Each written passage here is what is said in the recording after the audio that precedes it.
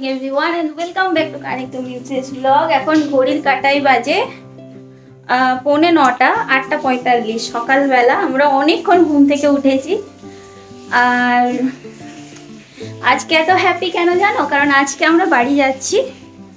তো সেই নভেম্বর মাসে আমরা এসেছিলাম, তারপর আজ প্রথমবার বাড়ি যাচ্ছি, যদিও বাড়িতে কিছু বিয়ের অনুষ্ঠান আছে সেই জন্য যেতে হচ্ছে। তাও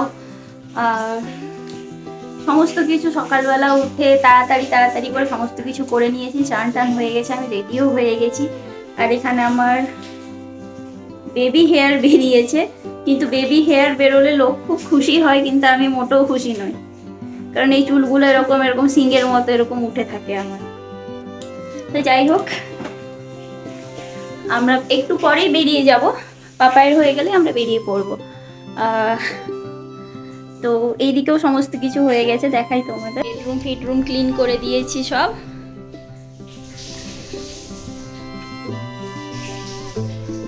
এগুলো সমস্ত কিছু লক ফক করা রেডি হয়ে গেছে। এখন আপাতত 1 মাসের জন্য ওই বেডরুমটাকে খুব মিস করব। এইদিকে হলটাও তাই পরিষ্কার পরিচ্ছন্ন করে দিয়েছি, জানলার কাঁচ ফাঁচ সমস্ত কিছু বন্ধ টন্ধ করে পর্দা দিয়ে দিয়েছি এখানে। আর কিচেনেও তাই, কিচেন একদম নিট অ্যান্ড ক্লিন, সমস্ত কিছু করে নিয়েছি। এইগুলোকেও ধুয়ে টুয়ে রেখেছি। এই কটা বাসন ছিল ধুয়ে নিয়েছি, বাসনগুলোকে রাখতে হবে।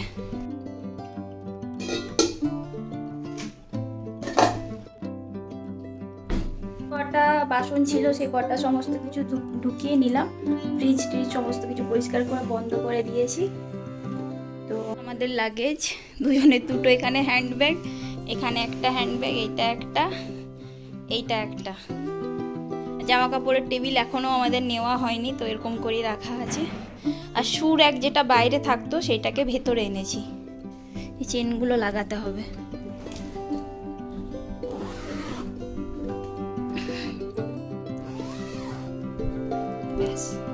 মোটামুটি সমস্ত কিছু ডান। আর সকালবেলাতে পুজোও করে নিয়েছি আমি, এখানে ধূপ টুপ সমস্ত কিছু দেওয়া হয়ে গেছে। তো এবার দেখা হবে তোমাদের সাথে রাস্তায়। তো আমরা বেরিয়ে পড়েছি এয়ারপোর্টের উদ্দেশ্যে। আর আমাদের বাড়ি থেকে এয়ারপোর্ট অনেকটাই দূরে, প্রায় 2 থেকে আড়াই ঘন্টা মতো লেগে যায়। তো আমরা অনেকটাই দূর চলে এসেছি বাড়ি থেকে। আর এখন আমরা দাঁড়িয়েছি একটা পেট্রোল পাম্পে, গাড়িটাতে ডিজেল ভরা হচ্ছে। আর তোমাদের সাথে শেয়ার করছি আশেপাশের পরিবেশটা। আজকে সকালটা দেখেছো কত সুন্দর? বাড়ি যাচ্ছি বলেই যে এত সুন্দর কিনা জানি না, কিন্তু সত্যি আজকে সকালটা খুব সুন্দর।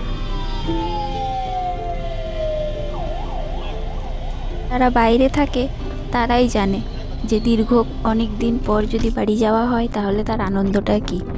তো দেখো, তোমাদের সাথে কথা বলতে বলতে আমরা কিন্তু এয়ারপোর্ট যাওয়ার হাইওয়েটা ধরে নিয়েছি। এই যে যেখান দিয়ে যাচ্ছি, এই ফ্লাইওভারটা পেরোলেই কিন্তু আমরা এয়ারপোর্টের রাস্তায় ঢুকে পড়ব। আর এখানে এসে দেখতে পেলাম পাশে হচ্ছে মেট্রো রেলের কনস্ট্রাকশন চলছে। তো খুব তাড়াতাড়ি এখানে মেট্রো রেল চালু হয়ে যাবে। যদি একবার মেট্রো রেলটা চালু হয়ে যায় তাহলে কিন্তু আমাদের খুব সুবিধা হয়ে যাবে, কারণ এমনিতে টাইম অনেকটাই লেগে যায় বাড়ি থেকে এয়ারপোর্ট পর্যন্ত, সেই টাইমটা অনেকটা কমে যাবে। তো আমি রিয়ার গ্লাস থেকে তোমাদেরকে এবার ভিউটা দেখাচ্ছি। আর পেছনে যে মূর্তিটা দেখতে পাচ্ছ দূরে, সেটা স্যার কেম্পেগৌড়ার মূর্তি। আর আমরা এখন এয়ারপোর্টের রাস্তায় ঢুকে গেছি, একটু পরেই নেমে পড়ব। তো দেখো, আমরা এয়ারপোর্টে চলে এসেছি। এই হচ্ছে ব্যাঙ্গালোর ইন্টারন্যাশনাল এয়ারপোর্ট। তো এখন যাবতীয় যা যা কাজ আছে সেগুলো কমপ্লিট করব। তার আগে এয়ারপোর্টের ভেতরে যাই। ব্যাগের ওয়েট কী হবে এটা নিয়ে একটু টেনশন থাকে। তো এখন দেখা যাক, ভেতরে গিয়ে এগুলোকে তো দিই আগে। তো আমরা আমাদের সমস্ত কিছু যা যা ফর্মালিটিস ছিল সেগুলো কমপ্লিট হয়ে গেছে, আমরা চলে এসেছি। আর লাগেজটাও একদম ঠিকঠাকই হয়েছিল। 30 কেজি আমাদের মানে লিমিট ছিল, তো 30 কেজির মধ্যেই ওয়েটটা হয়েছে। আর এখান থেকে তোমাদেরকে শেয়ার করছি যে এয়ারপোর্টের এখানে বসেছিলাম, কী আর করবো, তো তোমাদেরকে দেখাই একটু এয়ারপোর্টের বাইরের পরিবেশটা কেমন। আর এই হচ্ছে, অনেকবার আমাদের গেটটা চেঞ্জ হলো, বারবার মেসেজ আসছে, একবার বলছে 28, একবার বলছে 35। লাস্টলি আমাদেরকে বলল যে গেট নাম্বার 17 থেকে আমাদের ফ্লাইটের এখানে বোর্ডিং হবে। তো ওই জন্য আমরা 17-এর কাছেই একবারে এসে বসে পড়েছি। আর এখান থেকে ওই যে দেখতে পাচ্ছ দূরে যে ফ্লাইটটা দাঁড়িয়ে আছে, এই ফ্লাইটটা কিন্তু যাচ্ছে প্রয়াগরাজ। তো তার এখন বোর্ডিং চলছে, ওই ফ্লাইটটার বোর্ডিং চলছে, যাবতীয় যা যা কাজ থাকে লাগেজগুলোকে তোলা হচ্ছে, সমস্ত কিছুই চলছে। আর তার ফাঁকে ফাঁকে একটা দুটো করে ফ্লাইট উড়ে যাচ্ছে, আর একটা দুটো করে ফ্লাইট আস্তে আস্তে এগিয়ে যাচ্ছে নিজেদের গন্তব্যস্থলের দিকে। তো সেগুলোই আমি তোমাদেরকে কিন্তু দেখাচ্ছি। তো কেমন লাগছে দেখতে একটু বলো। আর এই যে দেখো গেট নাম্বার 17-এ অলরেডি একটা ফ্লাইট ছিল, তো এই ফ্লাইটটা এখন বেরিয়ে যাচ্ছে। তো এই ফ্লাইটটা বেরিয়ে গেলেই মনে হয় আমরা যে ফ্লাইটটায় যাব সেই ফ্লাইটটা ঢুকবে। কি সুন্দর দেখতে লাগছে না? আর আমার না খুব মজা হচ্ছে। এক তো বাড়িতে বিয়ে, তারপরে যার বিয়ে সে তো আমার মানে দাদা, কি বলবো, মানে আমার তো দাদাই হয়, কিন্তু দাদার থেকেও বেশি সে আমার বন্ধু হয়। তো তার বিয়ে মানে একটু এক্সাইটেড আমি এখন। তো দেখো এই ফ্লাইটটা কিন্তু, এই যে একটা ফ্লাইট উড়ে চলে গেল, এবারে কিন্তু এই ফ্লাইটটা বেরোবে আস্তে আস্তে। তো এই এয়ারপোর্টেই কিন্তু আমার অনেক স্মৃতি গচ্ছিত হয়ে আছে। সেসব কথা নয়তো তোমাদেরকে আস্তে আস্তে বলবো, কিন্তু দেখো কথা বলতে বলতে আজকে আমাদেরকে যে কলকাতা পৌঁছে দেবে সেই পক্ষীরাজ কিন্তু এসে হাজির। তো ইনি কিন্তু আজকে আমাদের ব্যাঙ্গালোর থেকে কলকাতা যাত্রার বাহন। তো দেখো এইদিকে দেখতে দেখতে বোর্ডিং কিন্তু শুরু হয়ে গেছে। আর তোমাদেরকে আমি সামনের দোকানের ভিউটা দেখাচ্ছি। আমি কিন্তু লাইনেই দাঁড়িয়ে আছি, আর সামনে কতটা ভিড় দেখো। আগে যারা হুইল চেয়ারে যারা আছেন তাদেরকে আগে পৌঁছে দেওয়া হলো, তারপর আমাদের পালা। তো আমরা এখন যাচ্ছি, আমার বর তো আগেই যাচ্ছে আর আমি পেছনে পেছনে যাচ্ছি। তো সত্যি সত্যি খুবই এক্সাইটেড যে আমি এতদিন পর বাড়ি যাচ্ছি। তো দেখো আমরা ফ্লাইটের ভেতর ঢুকে গেছি, বসে গেছি নিজের সিটে। তো বসে তারপরে আমি তোমাদের সাথে কিন্তু পুরো ডিটেলসটা শেয়ার করছি যে কি হচ্ছে এখানে। সবাই কিন্তু একটা নতুন উত্তেজনার সাথেই ফ্লাইটটাতে উঠছে। কেউ হয়তো কলকাতায় বাড়ি ফিরছে, কেউ হয়তো আবার বিষণ্ণ মুখে ব্যাঙ্গালোরে নিজের বাড়িকে বিদায় বলে কলকাতা যাচ্ছে কাজের উদ্দেশ্যে। আর এখানে আমার বড় কিন্তু এতক্ষণ হাসেনি, এই মাত্র একটু হাসলো, কারণ বাড়ি যাওয়ার যে সময় হলো।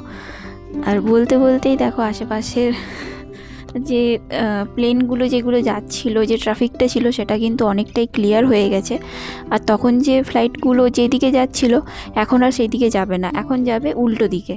তো এটাই হয়তো এখানকার এয়ারপোর্টের টাইমিং আছে কিছুটা। তো হ্যাঁ, যেটা বলছিলাম, আমার যে স্মৃতিটা এই এয়ারপোর্টের সাথে যুক্ত হয়ে আছে সেই স্মৃতি। আমি এর আগে 3 থেকে 4 বার হয়তো এই এয়ারপোর্টে এসেছি। তার মধ্যে একটা কথা তোমাদেরকে বলি, সেটা হচ্ছে লকডাউনের সময় 2020 আমি বাড়ি যাচ্ছিলাম, আমার বড়দার বিয়ে ছিল সেই সময়। তো তখন না আমি পুনে শহরটাকে মানে একটু ব্ল্যাকলিস্ট করে রেখেছিল, কারণ পুনে থেকে যারা তখন যাতায়াত করছিল তাদেরকে কোয়ারেন্টাইন করছিল। তো সেই আবহে আমি পুনে থেকে কলকাতা যাচ্ছিলাম। তো তখনই আমাকে বাড়ির সবাই বললো, তুই তো আসছিস কিন্তু তোকে কোয়ারেন্টাইন করবে 14 দিনের জন্য, কি করা যায়? তখনই আমার মাথাতে একটা বুদ্ধি এলো, আচ্ছা পুনে থেকে তো ব্যাঙ্গালোর কাছে, আমি যদি ব্যাঙ্গালোর হয়ে কলকাতা যাই তাহলে কেমন হয়? তো ভাবা মাত্রই কাজ, আমি পুনে থেকে ব্যাঙ্গালোর এলাম, ব্যাঙ্গালোর একটা রাত থেকে ব্যাঙ্গালোর থেকে তারপরের দিন আবার কলকাতা গেলাম। তো হ্যাঁ, গিয়ে সবাই যখন টিকিট দেখতে চাইলো, আমি অবশ্যই ব্যাঙ্গালোরেরই টিকিট দেখিয়েছিলাম, পুনের টিকিট আর দেখাইনি। তো যাই হোক, আমাকে আর কোয়ারেন্টাইন হতে হয়নি, দাদার বিয়ে ভালো মতোই এনজয় করেছিলাম, তারপর ফিরেও চলে গেছিলাম, সব কিছুই ঠিকঠাক ছিল। তো এটা একটা ফানি স্মৃতি বলতে পারো আমার ব্যাঙ্গালোর এয়ারপোর্টের সাথে। কিন্তু হ্যাঁ, আরেকটা জিনিস হয়েছিল, এখানেই কিন্তু আমি আমার একটা ব্যাগ মিস করেছিলাম। তো সেই ব্যাগটা আমি নিতেই ভুলে গেছি, আর সেই ব্যাগের মধ্যে অনেক কিছুই জিনিসপত্র ছিল যেগুলো আমার দরকারি ছিল, কিন্তু সেই ব্যাগ আমি আজও উদ্ধার করতে পারিনি। তো দেখো এত কথা বলতে বলতে আমাদের ফ্লাইটের বোর্ডিং কিন্তু কমপ্লিট, আর ফ্লাইটটা কিন্তু রওনা দিয়ে দিয়েছে কলকাতা যাওয়ার উদ্দেশ্যে। একদম ধীরে ধীরে কিন্তু ব্যাঙ্গালোরকে বিদায় জানিয়ে আস্তে আস্তে এগিয়ে চলেছে কলকাতা যাওয়ার উদ্দেশ্যে।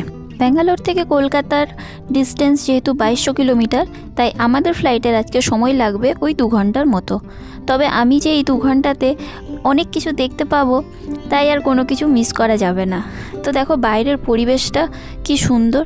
আমাদের ফ্লাইট কিন্তু আস্তে আস্তে উড়ান দিয়ে দিচ্ছে কলকাতার উদ্দেশ্যে।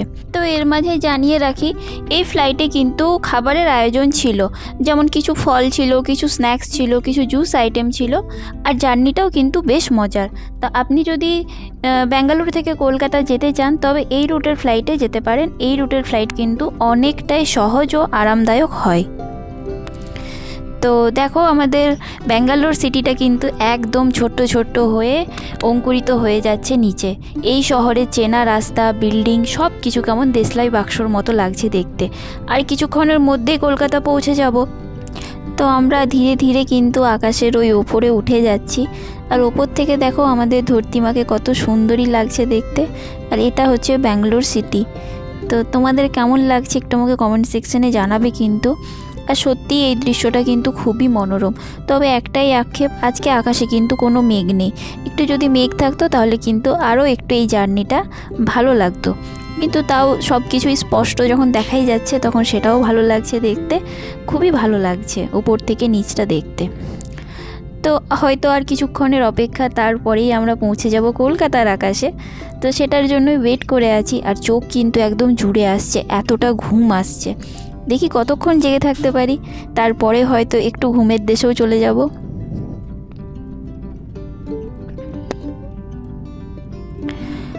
তো দেখতে দেখতে দেখো আমাদের ফ্লাইট কিন্তু ব্যাঙ্গালোর ছেড়ে অনেকটা দূরে চলে এসছে। আর নিচে দেখা যাচ্ছে কাবেরী নদী। ওই যে সাদা মতো যে নদীটা দেখা যাচ্ছে সেটা হচ্ছে কাবেরী নদী। তো উপর থেকে খুব সুন্দর দেখা যাচ্ছিল, তাই আমি তোমাদের সাথে একটু শেয়ার করলাম। নদীর পুরো যাত্রাপথটাই কিন্তু এখানে দেখো দেখা যাচ্ছে। তো এখান থেকে তার মানে আমরা অর্ধেকটা রাস্তা মতো চলে এসেছি। এরপরেই কিন্তু আমরা পৌঁছে যাব আমাদের চেনা জায়গাতে।